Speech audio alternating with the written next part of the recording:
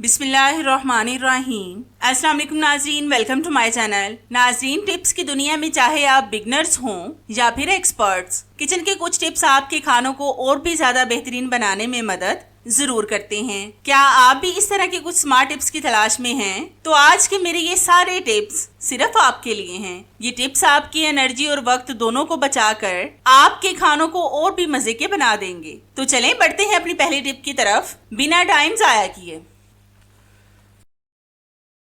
ये टिप मेरी चाय की छलनी से रिलेटेड है। आपने अक्सर देखा होगा कि हम घर में इस तरह की चाय की छलनी का इस्तेमाल करते हैं। ज्यादा इस्तेमाल के बाद इसके सुराख बंद हो जाते हैं और फिर इससे जब हम चाय छानते हैं तो इससे चाय नहीं छनती और फिर हम क्या करते हैं कि इसको एक कोने में फेंक देते हैं बेकार समझकर, या फिर हम इसको बास्केट में फेंक कर नहीं ले आते हैं। आज मैं आपको इनके सुराख खोलने की बहुत जबरदस्त टिप बताऊंगी जिससे आसानी से एकदम इसके सारे सुराख खुल जाएंगे। इसके लिए आपको ज्यादा मेहनत भी नहीं करना पड़ेगी। आपकी भी चाय की छलनी की अगर सुराख बंद हो जाएं तो आपने करना ये है कि इसको गैस स्टव पर हीट देनी है। फ्लेम को आपने हाई नहीं करना बल्कि लो ही रखना है। इस तरह से हाथ में पकड़कर आप हीट दें। गैस स्टव पर रखकर आपने इसको नहीं छोड़ना क्योंकि इससे आपकी चाय की छलनी खराब भी हो सकती है। इस तरह से हाथ में पकड़कर इसको हीट दें। इस तरीके से जितने भी चाय की पत्ती के जर्रे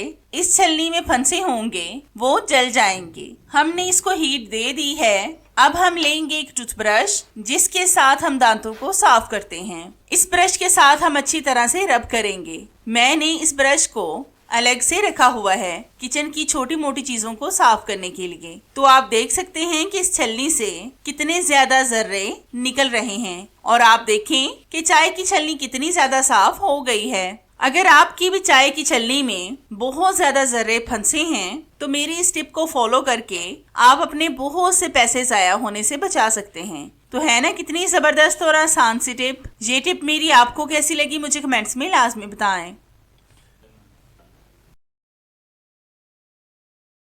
नाजरीन, ये टिप मेरी खास तौर पर उनके लिए है जिनके बच्चे स्कूल जाते हैं क्योंकि अक्सर सुबह के वक्त उन्हीं को परेशानी होती है। आपने अक्सर देखा होगा कि जब हम सुबह के वक्त आलू बॉईल करते हैं तो गरम गरम आलूओं के छिलके उतारना और इनको मैश करना हमें बहुत ज्यादा मुश्किल लगता है। अगर हम इनको ठंडे पानी में भी डाल दें फिर भी ये अंदर से गर्म ही रहते हैं। ये मुश्किल उन खवातीन के लिए होती है जिनके बच्चे सुबह के वक्त स्कूल जाते हैं और उनको मॉर्निंग में आलू के पराठे बनाना होते हैं। आज की मेरी ये टिप देखने के बाद आपकी ये वाली प्रॉब्लम भी सॉल्व हो जाएगी। तो इसके लिए सबसे पहले मैं आपको बताऊंगी कि आपने किस तरह से आलूओं के छिलके उतारने हैं। तो इसके लिए आपने लेना है एक फोक। इसको आपने आलू पर लगाना है और फिर इस फोक को पकड़कर आलू से छिलके उतारते जाएं। इस तरह से आलू का छिलका उतारने से आपके हाथ बिल्कुल भी नहीं जलेंगे। इस तरीके से आप बहुत आसानी से आलूओं को छील सकेंगे,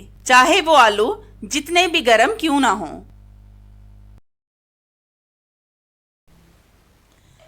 ये टिप मेरी बहुत ही जबरदस्त है। ये कैंडल से रिलेटेड है। आपने अक्सर देखा होगा कि बिजली जाने पर अभी भी बहुत से घरों में कैंडल का इस्तेमाल किया जाता है, लेकिन पता है मुश्किल कब होती है? जब हम इसको अपने वुड के टेबल या फिर काउंटर टॉप पर रखकर जलाएं तो इसके ड्रॉप्स सारे काउंटर टॉप या फिर टेबल वगैरह को गंदा कर देते हैं। फिर हमें इन ड्रॉप्स को उतारने के लिए किसी नोकीली चीज का इस्तेमाल करना पड़ता है जिससे फिर हमारे टेबल या काउंटर टॉप पर स्क्रैच पड़ जाते हैं।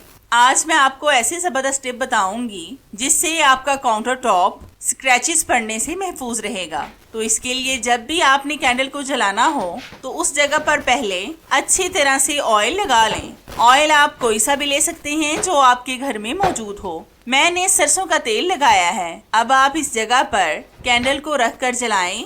आप देखेंगे कि जिस जगह पर कैंडल के ड्रॉप्स गिरेंगे उस जगह से ऑयल की वजह से वो चिपकेंगे नहीं। जब आप इनको उतारेंगे तो ये बहुत आसानी से उतर जाएंगे। फिर आपकी चीजें भी खराब होने से महफूज रहेंगी। तो है ना कितनी जबरदस्त और आसान सी टिप। ये टिप मेरी आपको कैसी लगी मुझे कमेंट्स में लाजमी बताएं।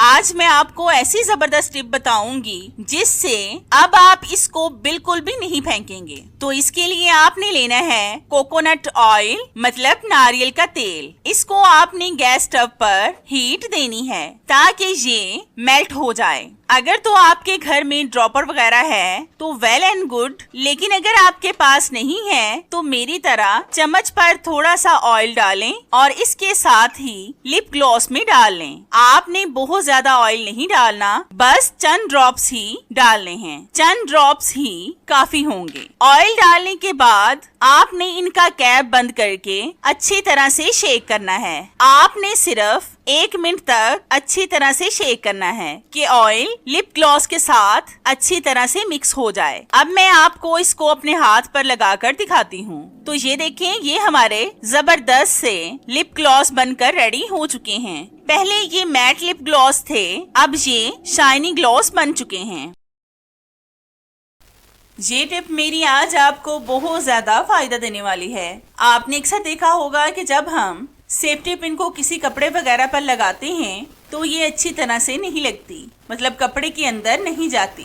बेशक इस पर जंग लगा हो या ना लगा हो, ये कपड़े के अंदर बिल्कुल भी नहीं जाती। अक्सर हमें सेफ्टी पिन का इस्तेमाल उस वक्त करना होता है जब हम अपनी शर्ट के साथ दुपट्टे को सेट करते हैं। आज मैं आपको बहुत आसान सी टिप बताऊंगी जिससे आपकी सेफ्टी पिन बहुत आसानी से कपड़े के अंदर चली जाएगी। तो इसके लिए आपने लेना है साबुन। ये तो हम सबके घर में मौजूद होता है। इसमें आपने पिन को लगाना है और फिर लगाकर बाहर निकाल लें। अब आप इस सेफ्टी पिन को अपने कपड़ों पर लगाकर देखें। आप देखेंगे कि साबुन के साथ पिन बहुत ज्यादा नरम हो गई है और आसानी से कपड़ों के अंदर चली जाएगी। तो अगर आपको भी इसी तरह से सेफ्टी पिन परेशान करें तो आप मेरी इस टिप को लाजमी फॉलो करें, क्योंकि ये 0 ऑफ कॉस्ट है। आपको इसके लिए कुछ भी खरीद कर नहीं लाना पड़ेगा। तो है ना कितनी जबरदस्त और आसान सी टिप। ये टिप मेरी आपको कैसी लगी मुझे कमेंट्स में लाजमी बताएं।